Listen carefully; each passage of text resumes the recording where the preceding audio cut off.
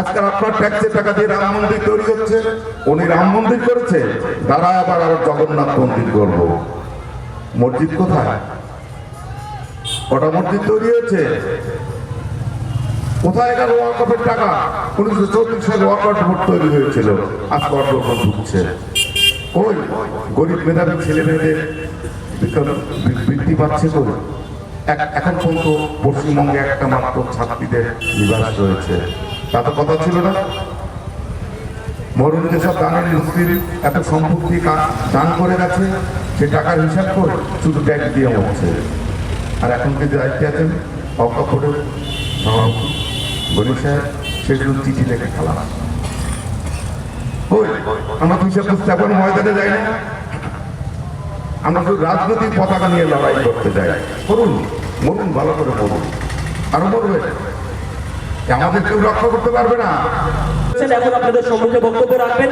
আমরা যার অপেক্ষায় এতক্ষণ পর্যন্ত আগ্রহে বসে আছি, সেই বিশিষ্ট বুদ্ধিজীবী এবং সমাজদরদী মানুষ, যার জীবনটা কেটেছে মানুষের জন্য ত্যাগ করে করে, মানুষের পিছনে, মানুষের সমাজের জন্য সময় ব্যয় করে করে এবং সমাজের গঠন করার পিছনে, সেই হাবড়া কলেজের প্রাক্তন অধ্যাপক এবং বিশিষ্ট বুদ্ধিজীবী ডক্টর অলোক চক্রবর্তী মহাশয়, তিনি আপনাদের সম্মুখে বক্তব্য রাখছেন।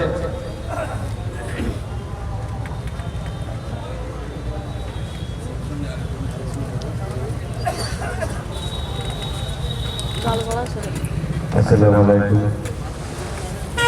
বেলা অনেক হয়ে গেল, অনেক বক্তা এসেছে, এখনো অপেক্ষা করছেন তাদের দুটো মূল্যবান কথা শোনার জন্য। আমি কোনো রাজনৈতিক নেতা নয়, আমি ভাষণ দিতে জানি না। যে আমি স্যার ঘর বানায়, যার ঘর থাকে না, যে আমি স্যার ফসল ফলায়, তার 3 বেলা খাওয়া যেতে না, যে আমি নিশান ইমারত বানায়, ইমারতে থাকার অধিকার নেই, যে আমি নিশান রাম মন্দিরে রামকে মুক্তি করে দেয়, যা সেই মন্দিরে ঢোকার অধিকার থাকে না, আমি সেই আমি নিশান। আমি সাধারণ মানুষ, আমি সাধারণ মানুষের কথা নিয়ে বলতে এসেছি। ইদানি এই সাম্প্রদায়িকতা নিয়ে চতুর্দিকে টোল করা হচ্ছে। একটু ছোট্ট করে শুনুন, সাম্প্রদায়িকতা কি? একটা সম্প্রদায়ের মনোভাব, সম্প্রদায়গত মনোভাব যখন অন্য সম্প্রদায়কে আঘাত করে, সেটাই সাম্প্রদায়িকতা। ধরুন আমার যে সম্প্রদায়গত মনোভাব, তা দিয়ে যদি আপনাকে আঘাত করি, সেটাই সাম্প্রদায়িকতা। সাম্প্রদায়িকতা দুরকম। একদল উগ্র সম্প্রদায়, যারা জোর করে অন্যের সম্পদের উপর মতবাদ চাপিয়ে দিয়ে দেয় নিজের মতবাদ, আর মৃদু সম্প্রদায়। সাম্প্রদায়িকতার কারণ মূলত 3টা। একটা কারণ হল শিক্ষার অভাব, দ্বিতীয় দারিদ্র, আর তৃতীয় সরকারের মনোভাব। সরকার উস্কে দেয় সাম্প্রদায়িকতা। আমরা ছোটবেলা থেকে পড়ে এসেছি, আপনারাও শুনেছেন যে ব্রিটিশ সাম্রাজ্য বা ব্রিটিশ শক্তি এখানে সাম্প্রদায়িকতার বীজ বপন করে গেছে। আমরা সেই যে বিষবৃক্ষটা রোপণ করেছিল তার ফল খেয়েছি। আংশিক শক্তি সুলতানি আমলে, মুঘল আমলে ভারতবর্ষে যখন ইসলাম শাসন কায়েম ছিল, আজ পর্যন্ত দাঁড়িয়ে দেখাতে পারবে না একটা সাম্প্রদায়িক ঘটনা ঘটেছে বাংলার সমেত গোটা ভারতবর্ষে। আমরা অন্যদিকে একটা জিনিস ভেবে দেখতে হবে, আমরা কিন্তু সবাই কম বেশি সাম্প্রদায়িক। আমরা সিয়াসুন্নি লড়াই করছি, আমরা বামুন দলিত লড়াই করছি, মুসলমান বলছে রহিম আমার, হিন্দু বলছে রাম আমার, নিয়ে দুজনে লড়াই করছি। আর একটা হাততালি দিচ্ছে দূরে বসে। সত্যিকারে আলাদা থেকে ঈশ্বর কি আমরা আজ পর্যন্ত বুঝলাম না, বোঝার চেষ্টা করি। আজকে আমরা চিৎকার দেখছি এখানে মঞ্চ বসে, মুসলমান মুসলমান চিৎকার করছে। আরে ভাই, মুসলমানকে যার মুসলমান আছে যার 16 আনা মুসলমান আছে, যার ইমান আছে, মুসলমান ইমান, বুকে হাত দিয়ে বলুন তো আমরা সেই কখন ইমান ধারণ করি? আজকে বলুন তো একজন দাঁড়িয়ে সেই মক্কায় বিদেয়ী ভাষণে হযরত মুহাম্মদের 9টা নীতি ধার্য করেছিলেন, মদিনায় যে 9টা নীতি ধার্য করেছিলেন, কারবালায় যে 9টা নীতির কথা বলেছিলেন, আমরা কটা নীতি মেনে চলি? বলুন আমরা। পূর্ববর্তী বক্তারা বলে যাচ্ছে আরে আমরা তো এক, কোরআন এক, হাদিস এক, এত সম্প্রদায়গত ভেদাভেদ কিসে? আসলে কি জানেন? অহং। হযরত মুহাম্মদ কিন্তু অহংটাকে বিনাশ করতে বলেছিলেন, অন্য ধর্ম কিন্তু অহংটাকে বিনাশ করতে বলেছিলেন। আমরা কি করেছি? আমরা করিনি। আমরা সত্যি কথা বলতে কি, আমরা আবার বড়ে হয়ে যাচ্ছি। অদ্ভুত ব্যাপার। পেপার পড়বেন, টিভি দেখবেন, মারছে মুসলমান, মরছে মুসলমান, জেলে যাচ্ছে মুসলমান, কাঁদছে কে? আমার মুসলিম মা। আমাদের ব্যবহার করছে, আমরা হাতিয়ে রয়েছি। কেন? কই আমাদের অধিকার রক্ষার জন্য ভারতীয় সংবিধান আমাদের যে অন্ন, বস্ত্র, বাসস্থান, শিক্ষা, ধর্মের স্বাধীনতা দিয়েছে, সেই স্বাধীনতার রক্ষা করার জন্য কদম ময়দানে গেছি? বলুন তো আমরা শুধু সংকীর্ণ রাজনীতি করার জন্য দাবার ভোর হয়ে যাচ্ছি। এই দল ডাকছে, সেই দলে আমরা গিয়ে হাজির, ওই দল ডাকছে, আমরা গিয়ে হাজির। কি হচ্ছে দেশটা? হচ্ছেটা কি? আজকাল আপনার ট্যাক্সের টাকা দিয়ে রাম মন্দির তৈরি হচ্ছে, উনি রাম মন্দির করেছে, তারা আবার জগন্নাথ মন্দির করব। মসজিদ কোথায়? কটা মসজিদ তৈরি হয়েছে? কোথায় গেল ওয়াকফের টাকা? 1934 সালে ওয়াকফ বোর্ড তৈরি হয়েছিল, আজ কর্মকর্তা ঢুকছে। ওই গরিব মেধাবী ছেলে মেয়েদের বৃত্তি পাচ্ছে কই? এখন পর্যন্ত পশ্চিমবঙ্গে একটা মাত্র ছাত্রীদের নিবাস রয়েছে। তা তো কথা ছিল না। মরুন যেসব দানের মুসলিম এত সম্পত্তি দান করে গেছে, সে টাকার হিসাব করে শুধু ট্যাক্স দিয়ে হচ্ছে।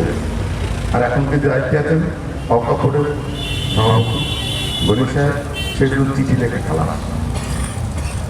ওই আমরা তো হিসাব বুঝতে এখন ময়দানে যাই না, আমরা শুধু রাজনৈতিক পতাকা নিয়ে লড়াই করতে যাই।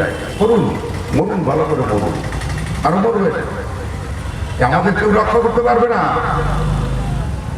আল্লাহর ক্ষমতা নেই রক্ষা করা আমাদের। এখনো বলছি সচেতন হোক।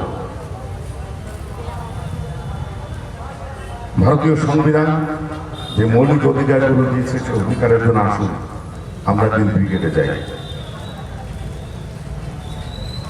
কেন যাচ্ছি? আজ ঘর পাচ্ছে না মানুষ, কৃষক ঋণ পাচ্ছে না, শিক্ষিত ছেলেরা চাকরি বাকরি পাচ্ছে না, শুধু মন্দিরের পিছনে টাকা খরচ করো। আমরা কি নাগরিক নয়? ভয় দেখাচ্ছে একদম যে আমাদের নাকি কাটিয়ে দেবে দেশ থেকে। এই দেশটা কারো বাপের? বলুন তো কে কারে তারায়? আর হিম্মত থেকে আসুক, হিম্মত থেকে সংবিধান চেঞ্জ করুন ভারতের। আমরা এখনো 20% সংখ্যায়, পশ্চিমবঙ্গে 33%। আমাদের অশিক্ষিত করে রাখা হয়েছে, আমাদের দিকে তাকাই। এখন মুসলিম সম্পদে ভারত হচ্ছে 44% অশিক্ষিত, 4% মাত্র সরকারি চাকরি করে। বের করুন না এক একটা দপ্তর নিয়ে কটা মুসলিম সম্প্রদায়ের ছেলেরা চাকরি করে। আসুন না আন্দোলন করুন, পড়ুন না ধর্মগ্রন্থ, নৈতিক চরিত্র তৈরি হবে, আধুনিক শিক্ষা শিক্ষিত হতে হবে। আমাদের ঘরে ঘরে শিক্ষিত মা তৈরি করতে হবে, যাতে সুশিক্ষিত শিল্পীরা হতে পারে। তারা সেই সুশিক্ষিত ছেলেরা হাজারো কণ্ঠে মুসলিমদের অধিকার আদায় করে নিতে পারবে। আসুন নাম জমায়েত আমাদের অধিকার আদায় করার জন্য। আর কতদিন দাবার করে হয়ে থাকবো? আমাদের চাকরি বিক্রি হয়ে যাচ্ছে শিক্ষিত। এখানে একটা গ্যারেজ দিয়েছে আমার ছাত্র, বিএড পাস, যার হাতে কলম থাকা চলা ছিল। আমি ছোট করছিলাম, সেখানে গ্যারেজ দিয়েছে। তার বাবার স্বপ্ন দেখেছিল যে আমার ছেলে একটা চাকরি যাবে সরকারি, একটা মাস্টার হবে। ওই তাতে আমরা লড়াই করছি না, আমরা মুখ বুঝে সহ্য করে যাচ্ছি। সে সমাজকে জাগাবেন কি করে? হাজার ভাষণ কিচ্ছু হবে না। আমি তো বহু জায়গায় ভাষণ দিয়েছি, এই দেখুন প্রমাণ দেখুন। আরো দুদিন পর তো ফ্যান লেগে দিয়েছে, আর দুদিন পর তো কেস দিয়ে জেলে দিয়েছে। মুখ বন্ধ করেছে, করুক না। আসুন না, লড়াই করি আমাদের অধিকার আদায় করার জন্য। আর একটা জিনিস সতর্ক হবে, বুক বেঁধে থাকবে। ভারতবর্ষের সংবিধান চেঞ্জ করার কথা নেই। যতই নামটা নিচ্ছে না রাজনৈতিক হবে, যতই হনুমানের দল নেচে বেড়া, ওদের সাধ্য নেই কিছু করা। নিশ্চিন্ত থাকুন। আর এক দল ভয় দেখাবে, এই তাড়িয়ে দেবে তাড়িয়ে দেবে। কার পথে কারে তারায়, কার দেশ? অচোদ্দ পুরুষের দেশ। আমি তো জামাল উদ্দিনের সন্তান, আমার গায়ে তো জামাল উদ্দিনের রক্ত আছে। তারাক না, তারাক না, দেখাক না। কোথায় দেখেন আপনারা মুসলমানরা? যখন ফিলিস্তিনে দিনের পর দিন সব নিষ্পেষিত হচ্ছে, মুসলমানদের মারিয়ে মারা হচ্ছে, আর একদল ইউরোপীয় সরকার আমেরিকা সহ মদত দিচ্ছে ইসরায়েলকে, কই তখন তো প্রাণ কাঁদে না? তখন তো চাঁদা তোলা মনে আসে না যে 2 টাকা চাঁদা দিয়ে ওই দূতাবাসের মাধ্যমে টাকাটা পাঠায়? তখন কোথায় থাকে দরদ? ইসলামের প্রতি ইসলাম ভাইয়ের দরদ? শুধু কোরআন পড়লেই হবে, হাদিস পড়লেই হবে? শিখবো না? শিক্ষা আমরা নেব না? আমরা এখনো সেই শিক্ষা নিতে পারিনি। আসুন, এখনো আমার ভাষণ দিয়ে যে অনেক কথা বলার আছে, অনেক বলা যাবে না পূর্ববর্তী। আমি আজকে শপথ নিই এখান থেকে যে মাশাআল্লাহ, যে প্রত্যেকটা মুসলমান আমরা এক জায়গায় থাকবো, আমাদের অধিকার আদায় করে নেব। ভয় পাওয়ার কোনো কারণ নেই। এই দেশটা আপনার, এই দেশটা আমার। আজ সাম্প্রদায়িক শক্তির বিরুদ্ধে রুখে দাঁড়াতে হবে।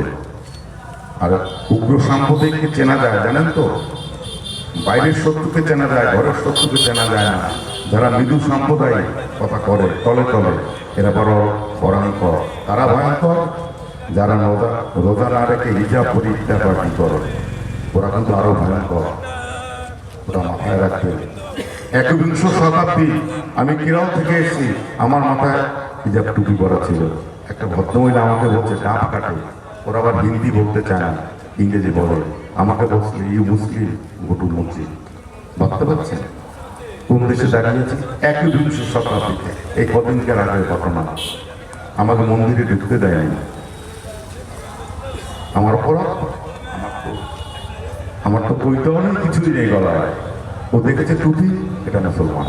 পূর্ববর্তী বক্তা বলছেন না দাড়ি টুপি, আমাকে ঢুকতে দেয়নি। আমি ঢুকিনি, চলে এসেছি। কেন ঢুকতে দেব? আল্লাহ বা ঈশ্বরকে মসজিদে থাকে, সাধারণ মানুষের মধ্যে থাকে। আমার মধ্যে ঈশ্বর থাকে, সেই ঈশ্বরের পুজো করছি আমি। আপনার সবাই যাওয়ার সাথে একটাই অনুরোধ করবো, আজকে শপথ নিন, সমস্ত মুসলিম ভাইরা এক জায়গায় সমাগম। বিপদ কিন্তু আসছে একটা, ধীরে ধীরে কিন্তু বিপদ এগিয়ে আসছে। আপনার আমার ট্যাক্সের পয়সায় রাম মন্দির হচ্ছে, ভাবতে পারছেন? আপনার আমার ট্যাক্সের পয়সায় কাঁথিতে আপনার জগন্নাথ মন্দির হচ্ছে, অথচ ওয়াকফের টাকা মুসলিম ছেলে মেয়েরা পাচ্ছে না। আজকে বিভিন্ন প্রান্তের মেধাবী মুসলিম মেয়েরা এসে থাকার জায়গায় কলকাতা পাচ্ছে না। সেই আন্দোলনগুলো গড়ে তুলুন। আপনার সেই আন্দোলনে আমি আপনাদের সাথে থাকবো। আল্লাহর কসম, আমি পিছপা হব না। ওকে শিখিনি আমি। জামাল উদ্দিনের রক্ত আমার গায়ে আছে। আমি ধর্মান্ত যে পুরোপুরুষটা হয়ে গেছে, রক্ত তো কথা বলবে, আমার তো রক্ত কথা বলে। আর মেনেছি, মানব না। এটাও জিহাদ এক রকমের, এটাও জিহাদ। এই জিহাদের স্বামী হোক, সবাই এক জায়গায় আসুন। দিন কিন্তু ভয়ঙ্কর আসছে। যেমন দারিদ্র আমাদের গ্রাস করছে, তেমনি তথাকথিত ধর্মের নানান অধার্মিকরা আমাদের গ্রাস করছে। আপনারা সবাই ভালো থাকবেন, আল্লাহর পথে থাকুন, নবীর পথে থাকুন, ঈমান রাখুন। সবাই ভালো থাকবেন। আল্লাহ হাফেজ।